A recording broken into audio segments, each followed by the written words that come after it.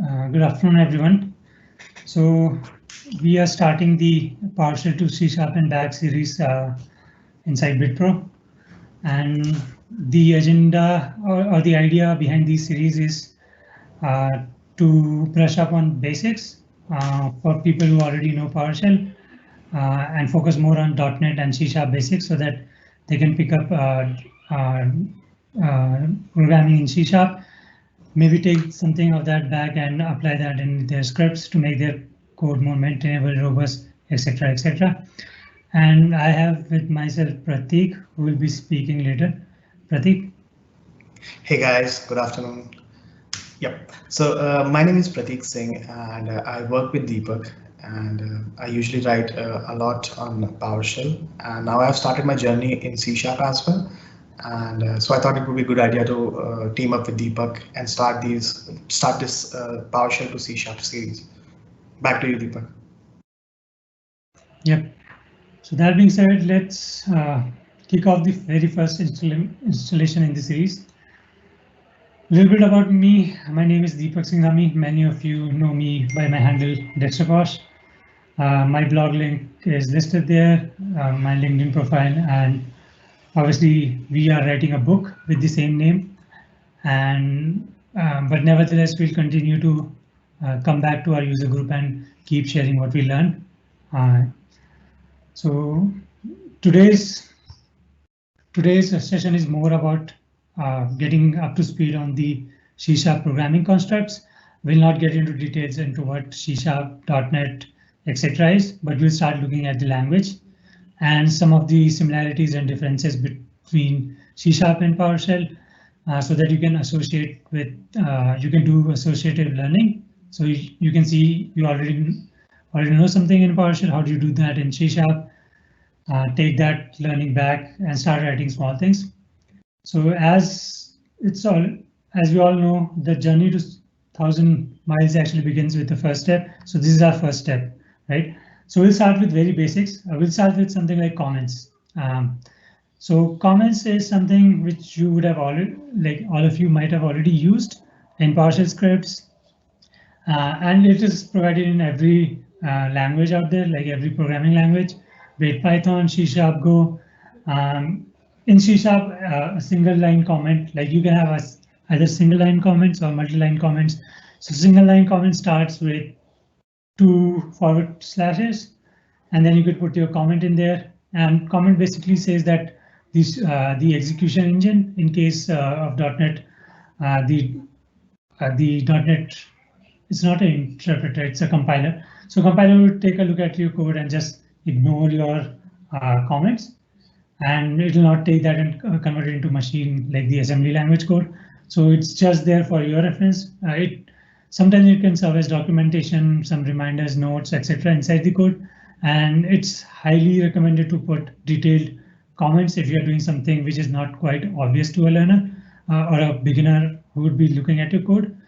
So you can put single line comments like this. So if you want to see this in action, on the left, on the right hand side, I have open .NET script, which we discussed earlier in our session, that it's a way to interactively take the feel of .NET execution environment. So for example, if I put this comment, it won't do anything. It just treats it as comment and it returns the prompt back. So it's treating it as comment. Similarly, if I want to write multi-line strings, I would say this is, sorry, can't type properly. In order to close this, you do this, and it feels very similar to what C language has for comments, like for writing comments. But if you are already using PowerShell or have been using PowerShell, you know in PowerShell comments start with hash character or the pound character. So this is comment, and if you wanted to write multi-line comments, it starts with an angular bracket and a hash, and then you could say the multi-line comments, and you close it with a hash and angular bracket. Yeah, so just bear in mind that both languages do support comments like single line and multi-line, but the but the way to declare them is different. So let's move on to case sensitivity. So as a PowerShell user, right, many of us already know there's no case sensitivity in PowerShell, which works either in favor or sometimes against the favor. So what I mean by that is, like, if I actually declare a variable called book and call it like learn PowerShell and C#, right? Or anything PowerShell to C# in that. And if I say capital B, OK, it's actually the same variable, right? It's referencing to the same variable. It's not case sensitive. Similarly, anything which you can execute, it doesn't matter. It can be all lowercase. It can be this guy can be big, like uppercase, but it just works in PowerShell, right? And which has sort of spoiled some of us. So we don't pay attention to the case sensitivity. But it is there. But it is there in other languages, right? So in C#, everything is case sensitive. So which comes as a huge surprise and sometimes comes back and bites us in the toe. Because, for example, if the same thing, if I want to do in C#, if I actually declare a variable called book and do this, and if, okay, I need to terminate another gotcha with C#, and if I say capital, it says it does not exist in the current context, which basically means I haven't defined that variable and the .NET runtime doesn't know about it, which comes as a huge surprise sometimes to people who are starting with C#. Right? And let's move to the next thing, using statements. So the keyword using is actually used in multiple places inside C# and PowerShell. So people often get surprised on how it's used and where it's used. So let's start with what's like how we have been using it in PowerShell first, and then we can come back to C#. So in PowerShell, we basically use using statement inside classes mostly, or inside your scripts if you are utilizing classes or want to load assemblies. And some of these things are recently introduced.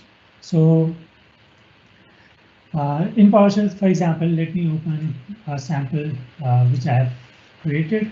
So for example, I'm writing a PowerShell script, right?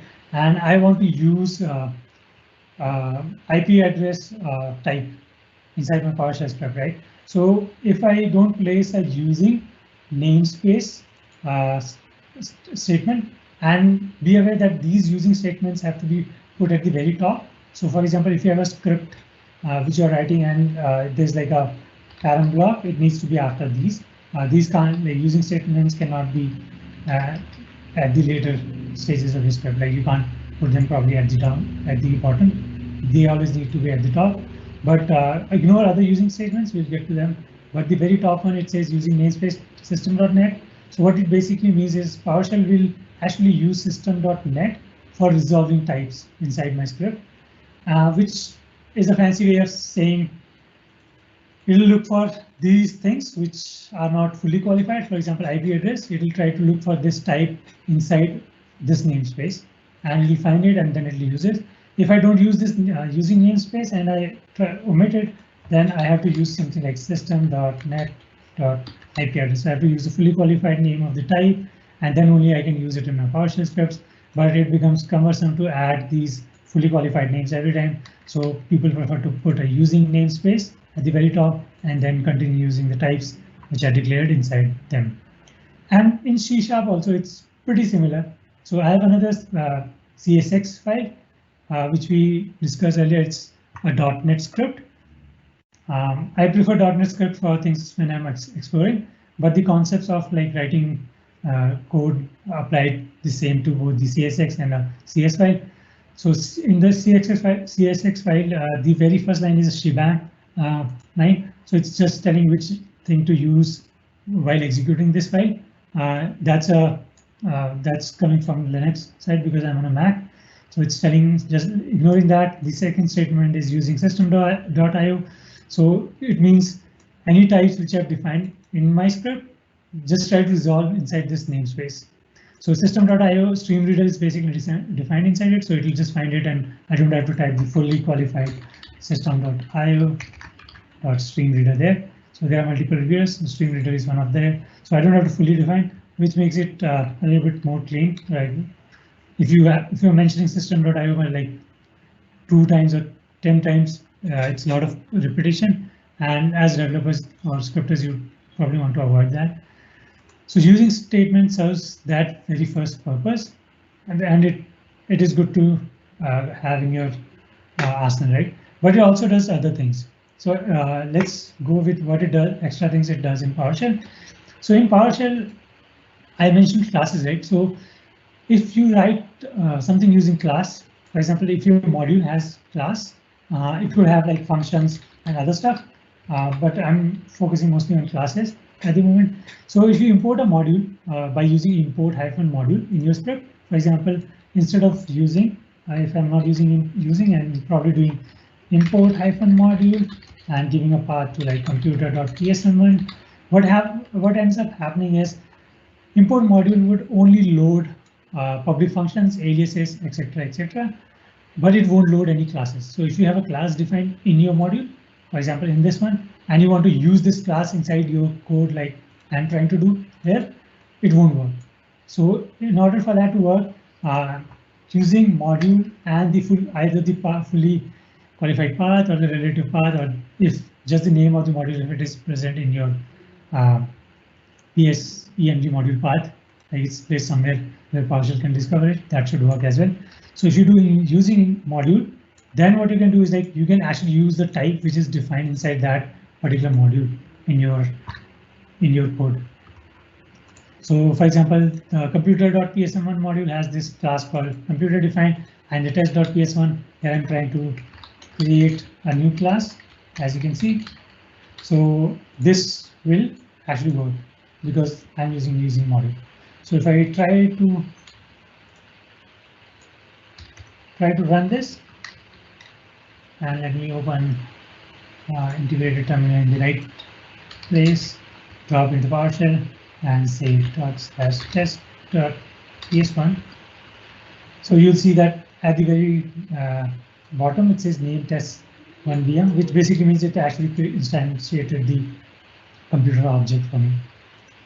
But yeah, so using definitely use this using statement, and you'll see this flavor of this statement, right? It has namespace, it has module, and it has assembly. So it comes in 3 flavors. So with namespace, you can actually load a .NET type. With using module, you can load a PowerShell module, which contains classes, and then those classes or types defined in that module can be reused by you in your code. And there's another variant which is using assembly. So in past, if you've been using PowerShell for a while, you know there's something called add type, right? And you can say path to it, and you can actually specify a path to a DLL. If you have a DLL like test.dll somewhere, you can actually specify the path to it, and it will load it in your current assembly. It will actually load it in your PowerShell. It becomes available to inside your PowerShell module.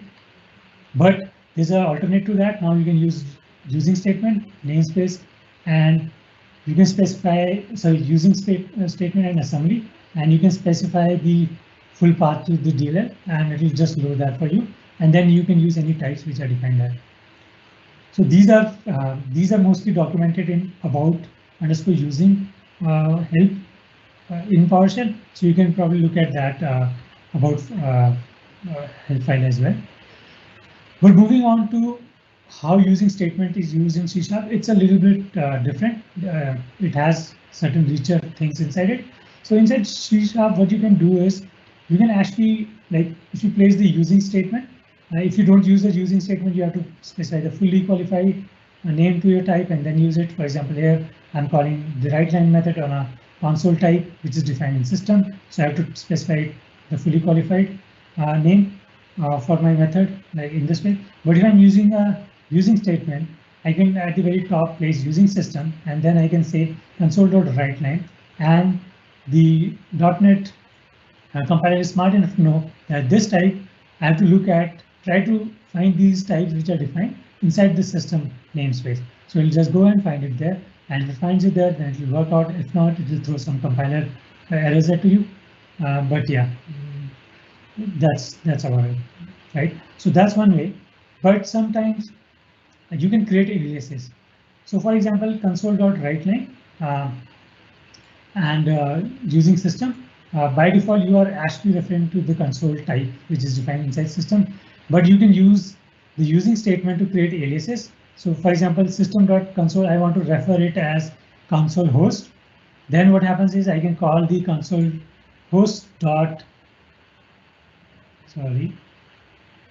So you can call console host dot writeLine. So if I copy this and try to execute it inside my .NET script environment, you'll see that it will work. So it's doing nothing, but it's actually creating an alias. So console host is the alias to system.console. So it's replacing that and then executing the writeLine method on it. I haven't seen many people use this, but it's there. It's good to know that it's there. But the next thing is actually using statement. So for right now, we have been using the using directive, which is a mouthful to say, but we have been using the directive here. So whenever you place this, using is being used in the context of a directive, and this is also a directive. Like at the very top, you place your directive and then you just work with your script.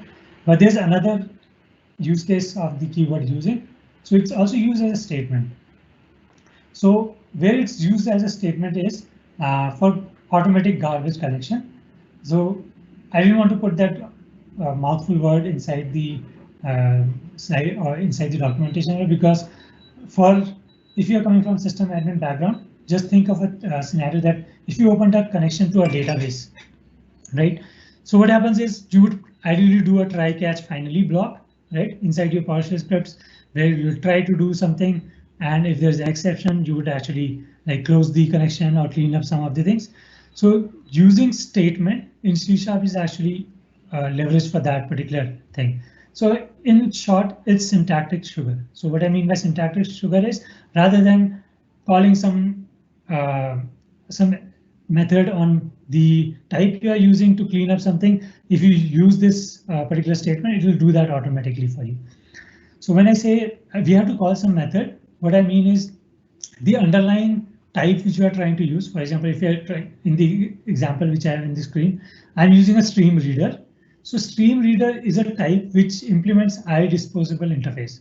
So what I mean by that is, so iDisposable interface is a very small, very succinct interface. It only has one method which needs to be provided by the implementing type. So what I mean is the stream reader will have a method called dispose on it with this signature. It has to be this signature, like just dispose method. So stream reader will have a method which is defined, and if you use this using stream reader this syntax, what it will do is it will automatically use the stream reader, and if there is a dispose method, once it is done with this particular block statement block, it will call this method to release any resources, and the garbage collector will reclaim whatever memory this guy stream reader was using. So it is essentially syntactic sugar, and you'll see many places where it's used, like with HTTP clients and other places like inside .NET ecosystem. So just remember that, like, even if you are not using it, remember that using keyword can also be used as a statement, where at the very top you define what resource you are using, and in the block you define what operations you want to do. And once it is done, the using keyword statement, will automatically call this method dispose on the type you are using. So in my case, I'm using a stream reader type. It will automatically call that dispose, clean up everything, do garbage collection, and reclaim the memory which was used by that particular type, which is good. If you want, like, it's by default provided to you by the C# language. So if this is not something which is like super okay. I know I threw the error because I'm not in the correct directory. So I need to go inside here, open this guy and say .NET script. So that thing threw error because this file path, it's a relative file path and it wasn't existing in the place where I started the .NET script from. So I started it at my home directory, and in my home directory that file is not present. The test.txt is present in like this particular directory, so I have to start .NET script from this directory. Ideally, what you could do is like replace the file path here to a fully qualified path, and it will just pick that up. But essentially, you'll see that it actually read everything inside my test.txt and it's displaying everything here, right? And it also took care of automatic like cleanup. It actually called dispose method on the reader, stream reader, and that resulted in garbage collection. So that's one of the ways you can make your code more maintainable. Like you don't have to write explicitly calling the dispose method in like in try except blocks inside C# as well. I think that's it. But just this using director, I read an interesting article that it shouldn't be used with HTTP clients. So HTTP clients would be something you would use in your C# code when you are trying to hit a web API, a REST API or something. So there's an interesting article which I'll share with you guys in the README file. So all these files will be available to you. We'll provide the link later. So that said, I think I am done. Over to Pratik. All right, Deepak. So I really like that feature wherein you used to create an alias for using that using directive. That is a really nice and really neat feature that we can use in while writing C# scripts or program. So thanks for that, Deepak. I'll share my screen now.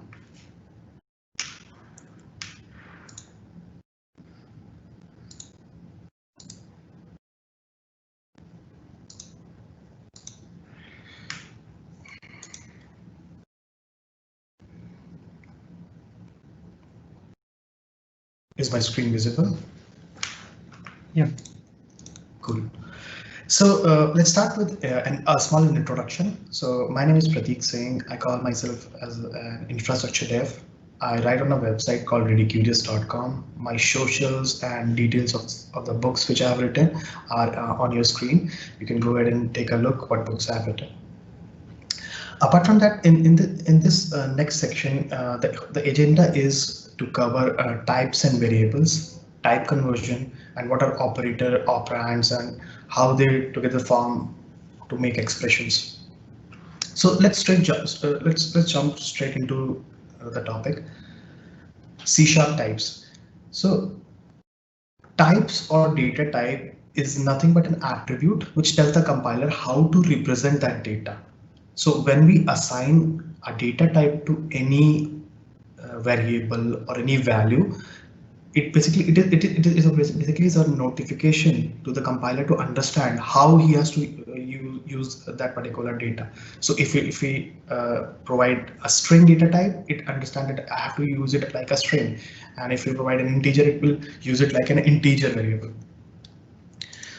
C# specifically speaking is a strongly typed language. What we mean by that is if you have seen in PowerShell, when you are defining any kind of a variable, you do something like this. So if I'm doing something $str, which is the name of my variable, and I'm defining a string here. So let's suppose I define a string hello. So we don't have to specify the data type. It is implicit.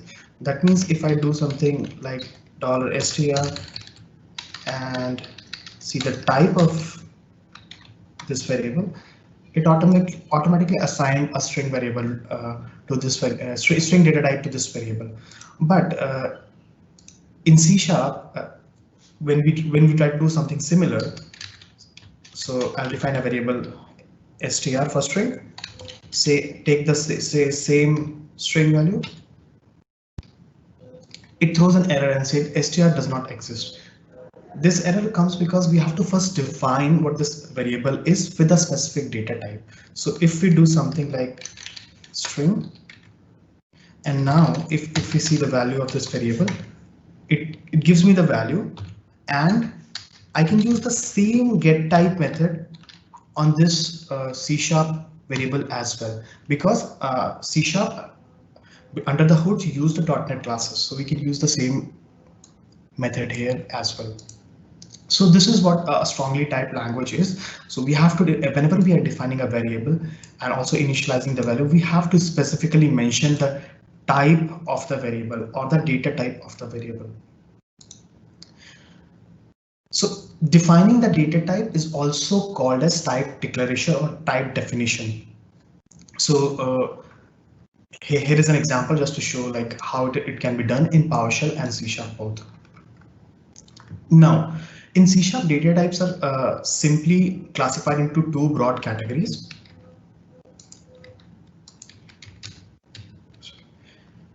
The first category is value types and the second category is reference types. So value types are nothing but they have the designated space to store whatever value you provide into memory, but reference types on contrary don't have a designated space memory allocation, but they are referencing to a memory location. Value types can be simple types or primitive data types like integer, floating points, character, boolean, with exception of string. So string is not a value type, it is a reference type.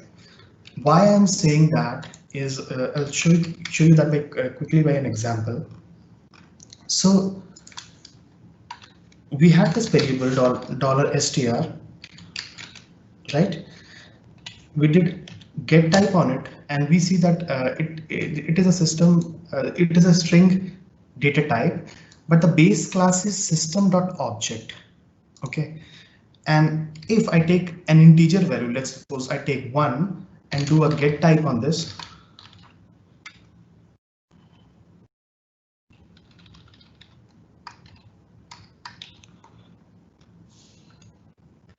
you will see the base type is system.value. So all the primitive data types except strings and arrays will have a base type of system.value. So that means it is derived from this class. So this defines a different category for value type variables. But for a string, when I tried that, it showed me system.object. So what does this means? So this actually means that string is nothing but a collection of multiple variables which are pointing. String is an array which is pointing to multiple other variables. So what I mean by that is if I type str and I use an index 0, this is a different variable altogether. And if I perform get type on this, you see now it will point to system.value type base class. All right, so all the primitive data types. So for this is character data type, because we have chosen the first element of the string array, so which is h. So that is why we see a character here and base type as system.value type. So there are a bunch of predefined primitive data types available, so which you can see in this. So these are nothing but .NET classes like system.byte, character, decimal, integer, int32, int64, and things like that. So you can see that each of these have some aliases. So we are pretty used to these, like bool. Bool is again an alias which we can use. And we have also tried to use that with PowerShell type accelerators to typecast into various variables. All these value types have some default values on which you can see on the right hand side, and there is a range to these values. So that means int32 would be limited to a specific range. You cannot cross this range, and once you define int64, that would be defined with a bigger range. So you can use to tweak like how big number you want to store. You can use that, use the various data types to define your variables to store number of your choice. Coming to reference type, like I mentioned, these contain the references to other objects or memory locations. No actual data is stored. So if you do $str on a string is nothing but array of characters. So String altogether is a reference type, but what it is referencing to is an individual variable storing a character. All right, which I just demonstrated in the previous example. All reference types are derived from base class system.object, just like we saw in the previous example. But apart from that, you can also create some custom types using these different types. So there are multiple ways to do that. You can use classes, interfaces, delegates, etc.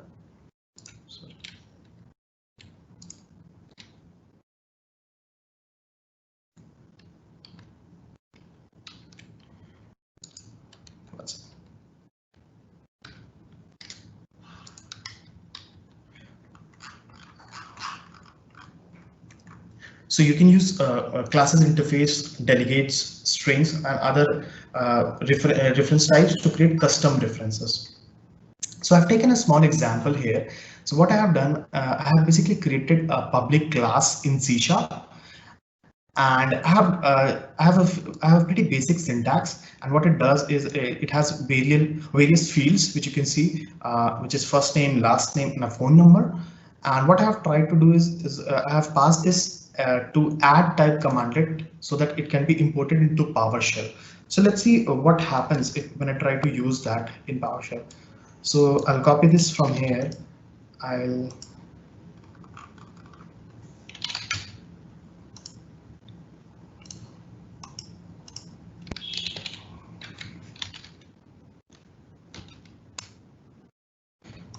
I'll copy this here, and now if I define, one second guys.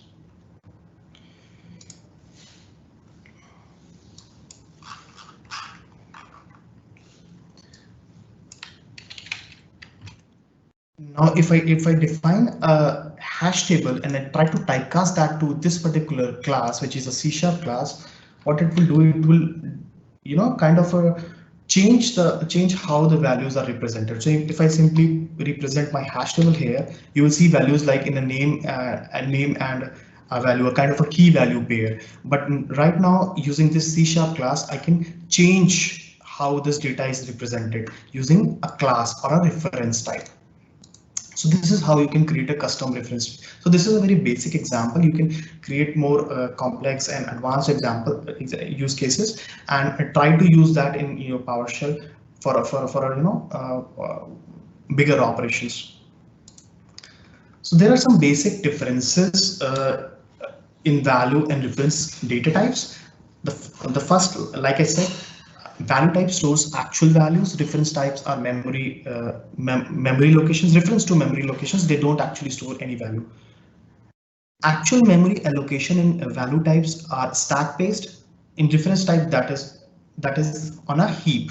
So you can go ahead and do a little bit research what is the difference between stack and heap, but just for sake of simplicity, I'll tell you that stack is much more structured, and all the memory management, everything is managed. But for heap, you have to do the memory management. It's not that structured like a stack. In a value type, data type, the lifetime of a data type or a variable defined with that data type is the lifetime of the variable. So as soon as the scope of that variable ends, that data type would be removed from the memory. But for reference type, it is managed by .NET. You don't have to basically go ahead and do anything. It will automatically take care of whatever you have referenced.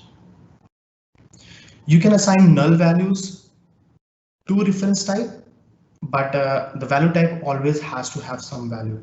Default value in value type is 0, and for reference type, it is null. When you're copying any, when you're assigning any value of value type, it is basically copying actual data to that variable. But with the reference type, you're just kind of a referencing to a memory location, not copying any actual value. So this could be also, we can keep that in mind when we are defining value types and reference type, that every time you do an assignment, it will keep copying that data into memory, and with the reference type that is managed, it just only reference to that location. So there is no memory that keeps piling up when we are continuously assigning something to a variable. So we talked about what are various types, but when you're actually working with various programs, you will see that you sometimes you want to convert those types into various types. So one of the most common use cases in PowerShell is to convert a float to an integer, like you can see. So we can use the int type accelerator in PowerShell and just give the value, and it will automatically convert that. So let me scroll down a little bit here, and I'll quickly show you the various examples I have. All right. So this was a type conversion of a float value to an integer value. You can do something similar in C# as well. So on the right hand side in command prompt, I have opened a C# interactive console, which is just like .NET script which Deepak showed you. All right, and if you look closely, there are open and close parentheses, and I've written int inside that. So this open and close parenthesis in C# is called typecasting operator, right? So if you want to typecast anything, you can put that data type into this typecasting operator, and the value on the right side would be typecasted into this data type if it is allowed. All right, so this was about float to integer conversion. If I want to do a string conversion to a character array, it's very easy in PowerShell. We have to just use type accelerator, and we have to mention a character array here, and you can see that simply it converted my string into an array of characters. But in C#, there are some built-in functions available. So not only in C#, there are these are the .NET class-based method. So any string will have this method available to character array. So I simply use this method, and you will see it will come, created an array of character for me. Now coming to integer to character conversion. So I have these integer values 97 and 98. We can do simply in PowerShell, just mention the data type here, and just like we did in PowerShell, we can do that in C# as well. We have to just mention that in a parenthesis.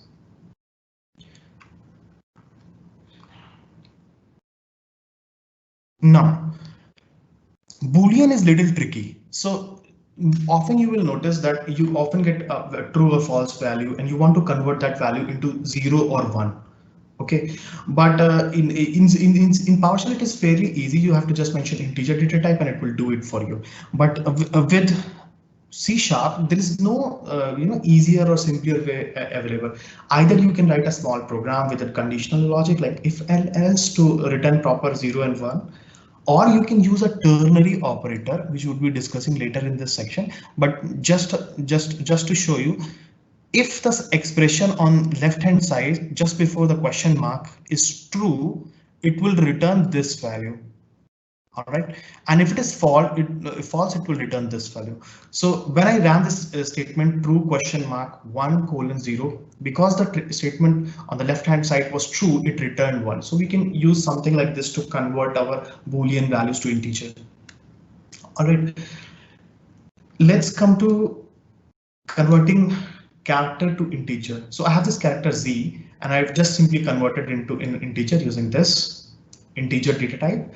And that is almost similar in C# as well. Just use a type casting operator.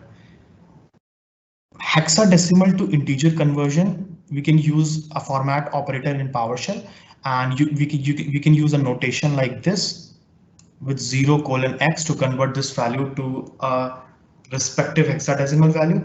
But if you're aware that some .NET classes also have these capabilities, and they provide some methods like the toString method. There's an option to provide a base here.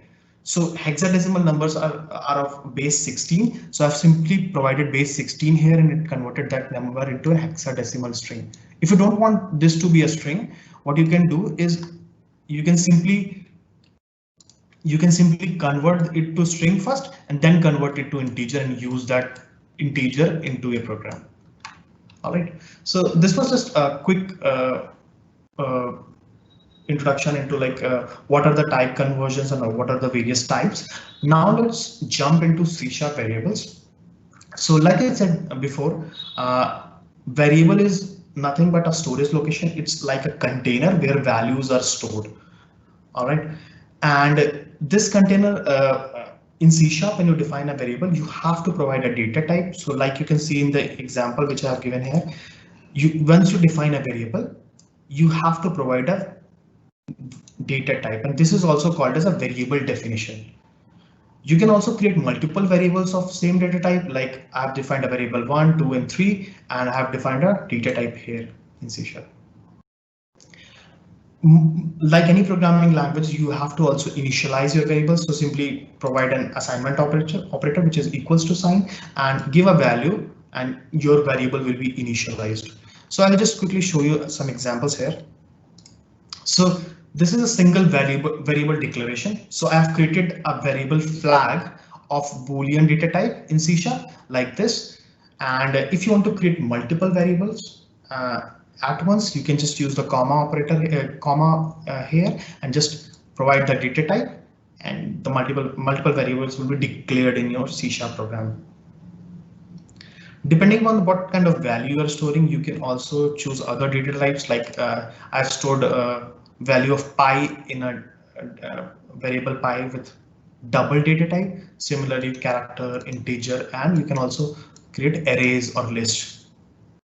All right, so please notice that I'm using an integer data type which is followed by open and close character square brackets, which basically represent it and that this is an array of integers. So we learned that C# is strongly typed, and we have to always define the type of the variable when we are defining, like we have to provide string, integers, and all the types when we are declaring those variables. But there is also a functionality available wherein if you don't know what that data type would be, you can simply use a var keyword here and define your variable. So if I come back here and go to my C# interactive console, and if I simply do something like var I is equals to 0, all right. Now if I do I, it shows that it has some value I, but let's check if this I will have some data type or not. So I'll simply use the get type method, and you will notice it has automatically picked a data type for it.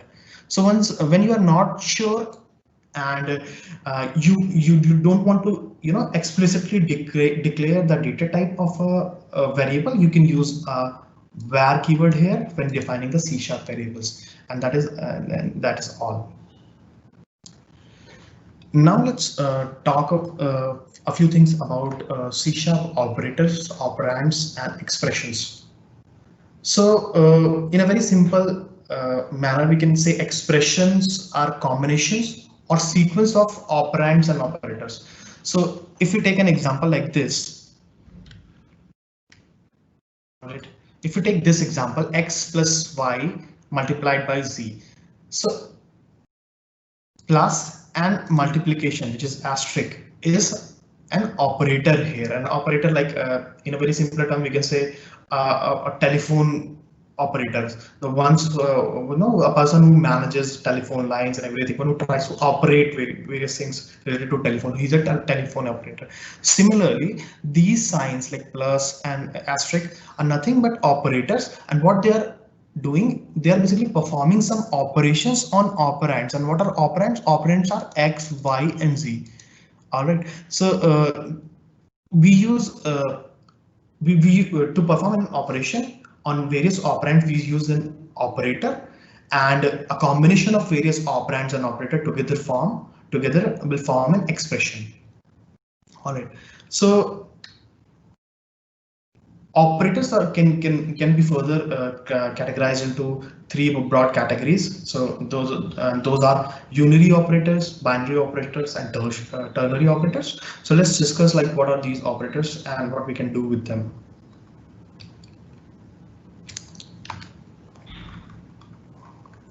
So, as the name suggests, unary operator, means one, and unary operators is nothing but when an operator is applied to single operand. So no more than one operand can be applied on unary operator. So a most common example is increment or decrement operator, like you can see here.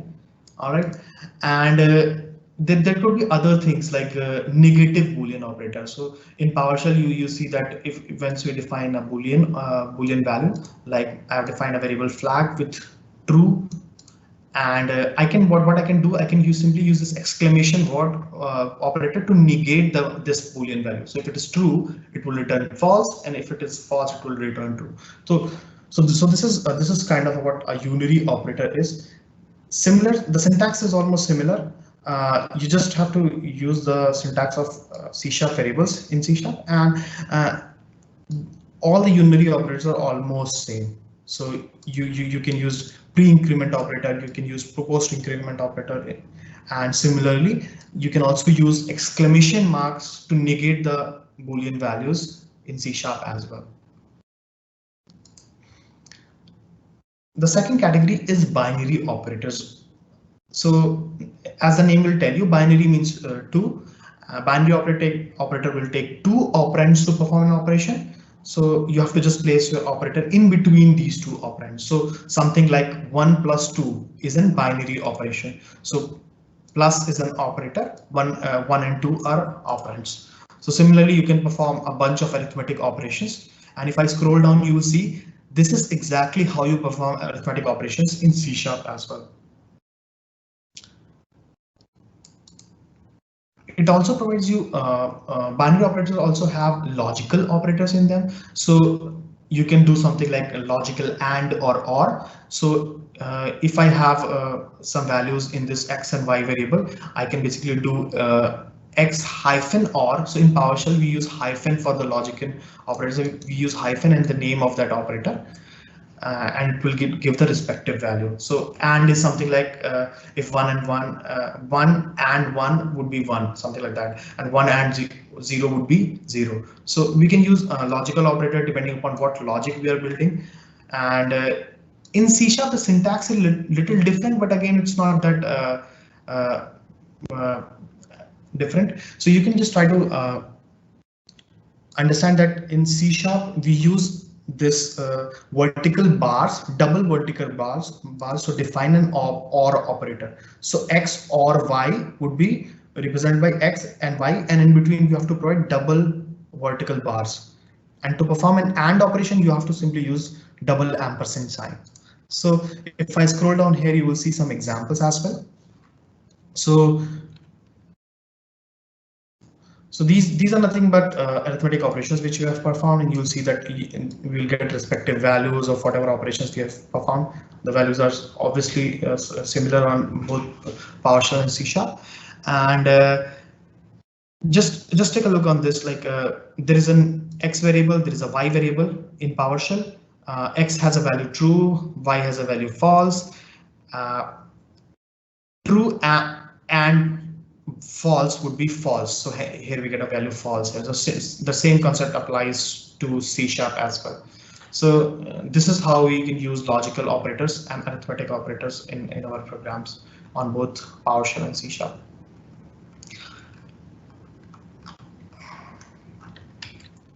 So after logical operators, let's talk a little bit about the relational operators. This is again binary operator. So relation, it basically tells the relationship between the value on the left and the value on the right. So if we provide an operand 1, which is integer value, 0, which is again integer value, and if I want to check the relation between them, and the relationship is 1 greater than 0, so it will return value true. So this is how you use in PowerShell, but in C# we have to use this greater than sign, like you can see here, to do the same operation. All right. In PowerShell, when you want to use relationship operators on string, like Deepak said, in PowerShell everything is case insensitive. So if you do like capital, all the letters are capital. So doing capital letters 1 equals to 1, which is in small cases, you get a value true. But if you do something similar in C#, you get value false. All right. So if you want to do the same, if you want to get the same C# behavior in PowerShell, what you have to do is you have to use like -C, E, and you have to do Q. So if you use like -CEQ, then it would become C stands for case sensitivity, and that operation will become case sensitive, and then you will get a value false. Similarly, you can do less than equals to, which L and E represent less than equals to, and similarly you can do not equals to. In C#, you have to again use the less than operators, then you have to use an equals to operator, and not, which is an exclamation, which is a negation operator, and then again you have to use an equals to to make it not equals to. Assignment operator is fairly simple. All you have to do is you have to use equal sign, and whatever is the value on the right hand side would be assigned to the variable on the left hand side, and same applies to C# as well.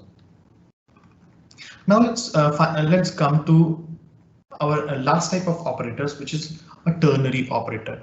So ternary operators are special operators, and it basically takes 3 operands as an input, and it is basically used for in decision making or to check various conditions and logics. So the biggest use case of ternary operator is to avoid using if and else. So if you have like a small if and else logic, we can try to convert into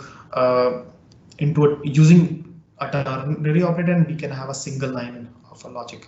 So I showed you that example using Boolean value, right, where I converted that Boolean depending upon true, I converted it to 0 or 1. So that is like one strong use case of ternary operators. So a ternary operator, on the left hand side, we have a condition.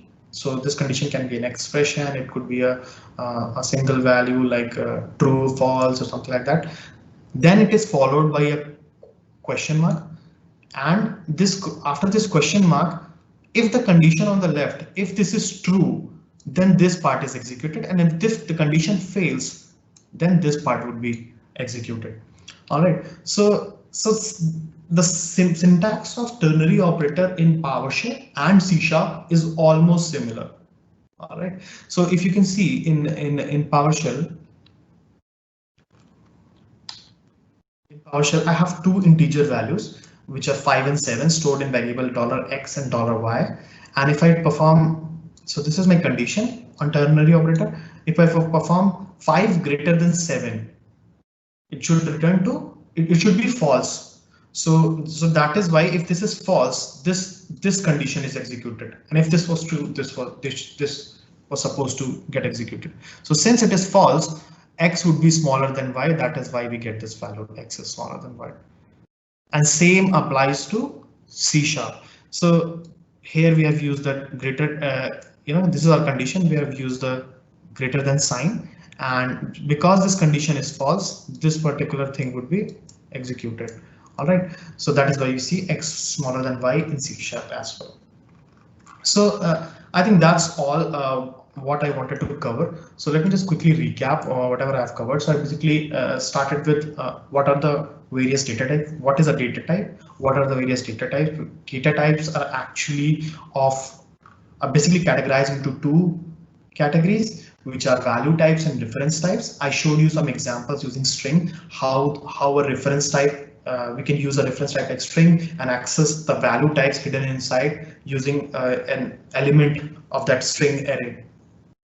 Sorry, a character array. And after that, we covered type conversion, how we can use a type conversion operator, which is a parenthesis to convert various types in C#, and also we see like how we can use various type accelerators in PowerShell to do similar type conversion.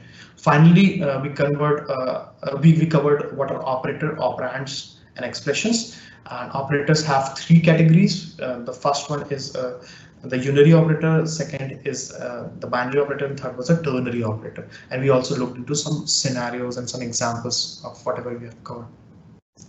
So guys, I think that's all what I wanted to cover, and I think I'll hand over to Deepak if he wants to add something or correct me if I've. Yeah. No, Pratik, nicely done. So I think we are good in time as well. I don't see any questions. But yeah, this was basic, like the beginner session, right? So yeah, continue to invest in it. So we have a similar session planned 2 weeks from today. So next week, after the week after the next week, we would be having another session, most probably on Friday or on the weekend. We have to still decide that. And once that is decided, we'll also share what is the agenda for that talk. And on that session as well, me and Deepak are teaming up for something similar, like a basics of PowerShell and C# and how we can use and try to use our understanding of PowerShell and use that in C# to learn, like with associative learning. And I'll also encourage you guys to go and go to this book which we are writing. And if you see that there is a read free sample option here, go and download this free sample, which is basically a PDF file which you'll get. All these basics which we have discovered is available in this PDF file, and you can go and learn all these C# primers and whatever that like Deepak covered, using directive and statement, what are value types, difference types. You can cover all these basics apart from other things which we have already added in this free ebook. So please go ahead, guys, and start your C# journey. And we are also learning as we are going. So I think it would be good if we can build a strong ecosystem and learn together. All right, back to you, Ajay.